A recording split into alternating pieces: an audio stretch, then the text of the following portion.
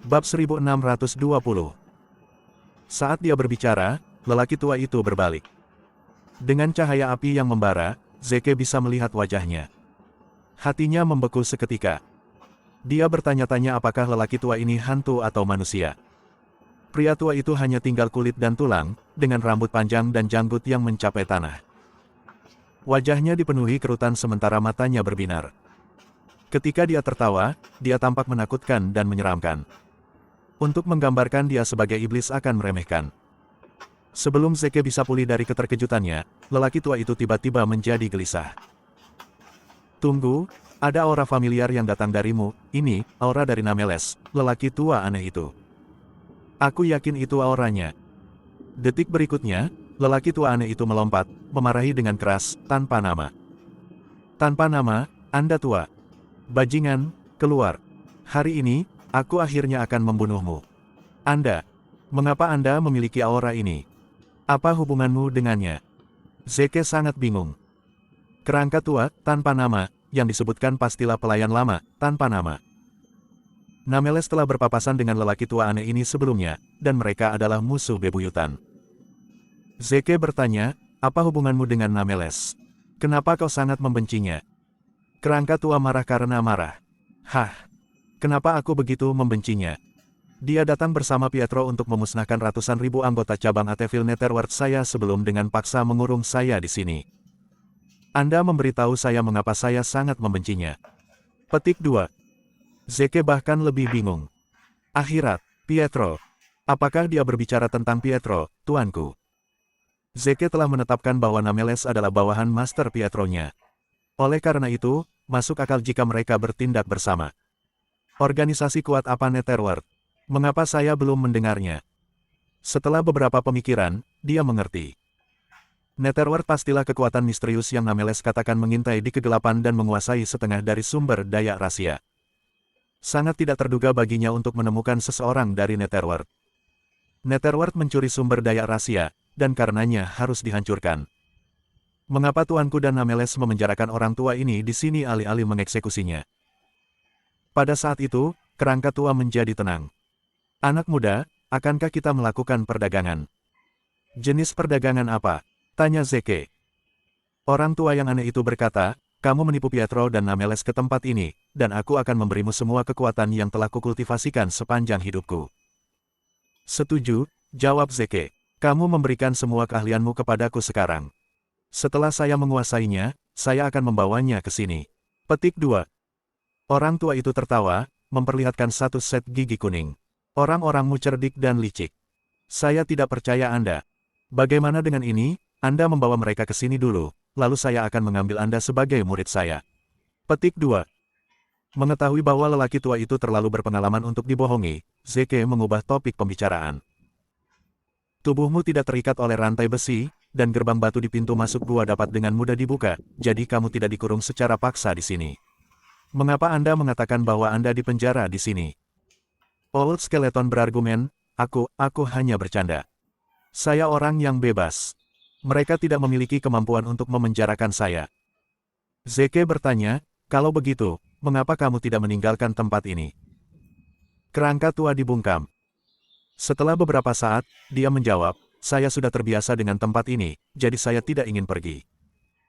Zeke tidak percaya ini sebagai kebenaran. Untuk mengetahui kebenarannya, Zeke berpikir sejenak dan mendapat ide. Dia melihat ke pintu. Aku akan jujur padamu. Saya datang dengan Nameles. Dia sedang berjaga di luar pintu sekarang. Bab 1621. Apa? Seketika, kerangka tua meledak dengan marah dan segera berlari menuju pintu keluar. Tanpa nama, bawa pantatmu ke sini. Salah satu dari kita harus mati hari ini. Namun, sesuatu yang aneh terjadi. Tepat setelah Old Skeleton maju selangkah, dia bangkit kembali seolah-olah dia baru saja menabrak sesuatu. Itu sangat menyakitkan sehingga pria itu menjerit kesakitan. Mantra pembatasan. Seseorang pasti telah menggunakan mantra pembatasan pada kerangka tua, mengurungnya dalam ruang kecil. Zeke hampir tidak percaya bahwa benar-benar ada mantra seperti itu di dunia. Naskah kuno mencatat bahwa hanya mereka yang telah mencapai kelas tertinggi yang mampu melakukan mantra pembatas, dan durasi mantra itu bertahan tergantung pada tingkat keterampilan perapal mantra. Selama 1 abad terakhir, mantra pembatasan tetap menjadi legenda karena tidak ada yang bisa mencapai kelas tertinggi untuk membuktikan keberadaannya. Zeke tidak menyangka bahwa Master Pietro-nya sudah lama melampaui level itu. Bukan hanya itu, tapi dia pasti sangat kuat, mengingat durasi mantranya bertahan. Zeke semakin penasaran dengan Pietro yang status di hatinya langsung terangkat. Pada saat yang sama, dia tidak bisa tidak bertanya-tanya mengapa tuannya tidak memilih untuk membunuh kerangka tua tetapi malah memenjarakannya. Old Skeleton berteriak ke arah Zeke, "Anak muda, bawa Nameles ke sini dan aku akan memberikan semua keahlianku padamu." "Maaf, aku baru saja berbohong padamu," jawab Zeke. Dipenuhi dengan kemarahan ketika dia mendengar itu, Old Skeleton berteriak pada Zeke terus-menerus, "Dasar bajingan. Beraninya kau berbohong padaku. Aku akan mencabik-cabikmu dan meminum darahmu." "Saya tidak berpikir Anda mampu melakukan itu," jawab Zeke acuh tak acuh. "Apa kau benar-benar berpikir begitu?" Old Skeleton menjawab dengan senyum dingin di wajahnya. "Kalau begitu, izinkan saya menunjukkan kepada Anda apa yang saya mampu." Tepat setelah dia selesai berbicara, semburan energi yang kuat tiba-tiba meledak dari pria itu, menyebar ke sekitarnya. Aura yang dilepaskan olehnya sebanding dengan prajurit kelas raja. Namun, energi itu terbatas pada radius 3 meter dari pria itu, dan tidak ada jejaknya yang bisa dideteksi di luar itu. Sepertinya mantra pembatasan yang digunakan Tuan Zeke pada kerangka tua saat itu adalah untuk membatasi gerakannya hingga jarak 3 meter.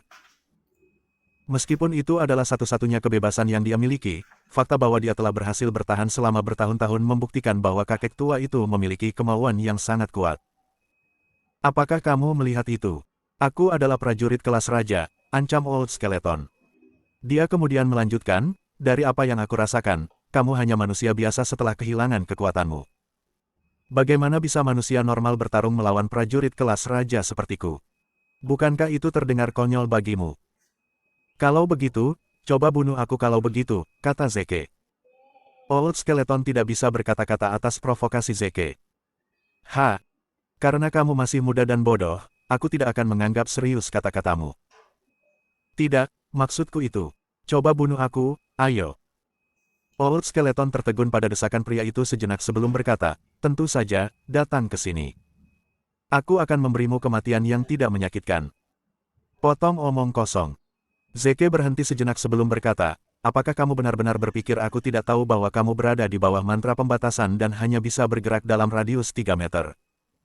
Meskipun Anda kuat, Anda tidak akan dapat memperluas energi Anda lebih dari itu. Itu artinya hanya mungkin bagimu untuk mengalahkan seseorang dalam jarak 3 meter itu." "Kamu, bagaimana kamu tahu itu?" Ekspresi Old Skeleton menjadi gelap seketika. "Menurutmu mengapa aku berbohong padamu bahwa Nameles ada di luar gua?" Setelah merenungkan kata-kata Zeke, kerangka tua akhirnya menyadari bahwa dia telah tertipu. Dia bisa merasakan nadinya berdenyut-denyut saat dia berteriak dengan marah, "Sungguh bajingan yang tercela.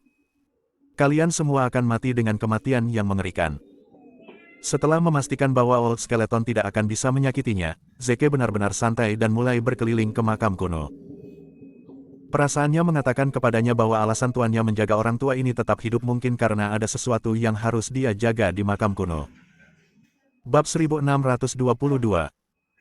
Melihat bahwa Zeke akan menjelajah lebih dalam ke makam, kerangka tua mulai panik dan berseru, "Anak muda, kembalilah.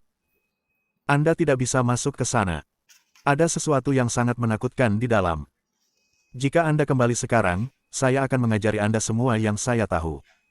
Aku sudah memikirkannya.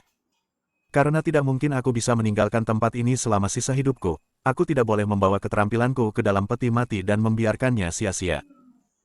Jangan khawatir. Bahkan jika Anda mati, saya tidak berpikir Anda akan berbaring di peti mati." Petik 2. Old Skeleton terdiam setelah mendengar jawaban Zeke. Semakin dia mencoba menghalangi Zeke untuk menjelajah, semakin pemuda itu yakin bahwa ada sesuatu yang menarik di sana. Dia menjadi lebih bertekad untuk mencari tahu apa itu.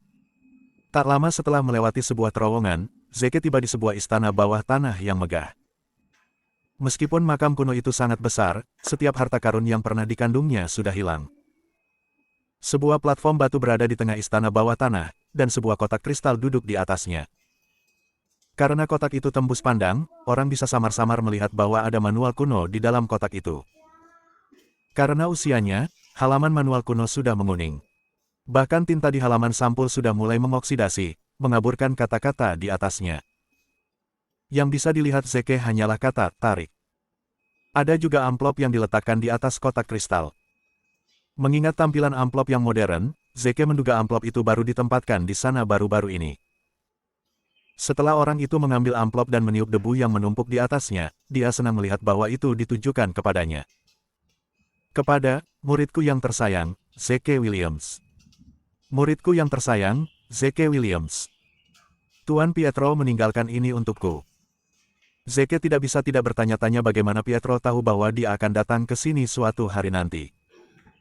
Merasa penasaran dengan isi surat itu, ia langsung membukanya. Zeke yang terhormat, bertahun-tahun yang lalu, saya menemukan bahwa ada cabang dari Netherworld di sini. Karena ini adalah tempat paling penting di negara kita, tidak mungkin kita membiarkan makhluk-makhluk kotor itu melakukan kejahatan di sini. Karena itu, aku memimpin sekelompok mata-mata dan menyusup ke cabang Netherworld itu, menghancurkannya. Zeke selesai membaca surat itu dengan sangat cepat. Isi utama surat itu adalah tentang penemuan Pietro tentang cabang Netherworld dan bagaimana dia menghancurkannya dengan memimpin puluhan ribu mata-mata untuk menyusup ke cabang tersebut. Mereka juga menemukan bahwa markas besar cabang terletak di makam kuno, di mana Zeke saat ini berada. Tetapi bagian yang paling aneh adalah tidak ada tanda-tanda mayat di makam kuno itu. Sebaliknya, satu-satunya di sini adalah manual yang berisi teknik pertempuran kuno. Ternyata makam kuno itu dibangun khusus untuk manual ini.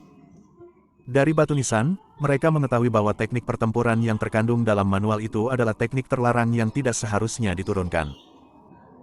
Karena itu, pencipta teknik itu telah memutuskan untuk mengubur manual di dalam makam, mengisolasinya dari dunia. Setelah Pietro menelusuri teknik itu, dia setuju bahwa itu tidak cocok untuknya maupun anak buahnya. Namun, Pietro entah bagaimana berhasil memprediksi bahwa Zeke akan menemui rintangan suatu hari nanti, dan teknik ini akan persis seperti yang dia butuhkan. Karena itu, Pietro telah meninggalkan manual di sini untuk Zeke berlatih. Pada saat yang sama, dia juga telah menjebak Old Skeleton di dalam gua, karena Zeke membutuhkannya untuk melatih skill tersebut. Zeke tercengang setelah membaca surat itu. Tuannya tidak hanya ahli dalam ramalan, tetapi pria itu juga berhasil memprediksi secara akurat bahwa suatu hari dia akan menemui masalah. Tapi kenapa teknik ini dilarang dan kenapa tidak bisa diturunkan? Lagi pula, aku sudah kehilangan semua kekuatanku, jadi apakah aku masih bisa melatihnya? Dengan semua pertanyaan itu, Zeke membuka kotak kristal dengan hati-hati dan mengeluarkan manualnya. Setelah memeriksa halaman sampul dengan hati-hati, dia akhirnya melihat kata-kata di atasnya. Kata-katanya adalah, tarik planet. Tarikan planet. Ini adalah teknik pertempuran yang berasal dari zaman kuno. Rumor mengatakan bahwa teknik ini digunakan untuk menyedot kekuatan lawan dan ditakuti oleh praktisi seni bela diri karena sifatnya yang kejam. Karena itu, ketika teknik ini pertama kali muncul, semua orang di dunia seni bela diri memprotesnya, meminta agar teknik itu dilarang. Dalam perjalanan sejarah, hanya ada dua orang yang mampu menguasai skill tersebut. Tidak ada yang menyangka bahwa teknik kuno akan muncul kembali setelah bertahun-tahun.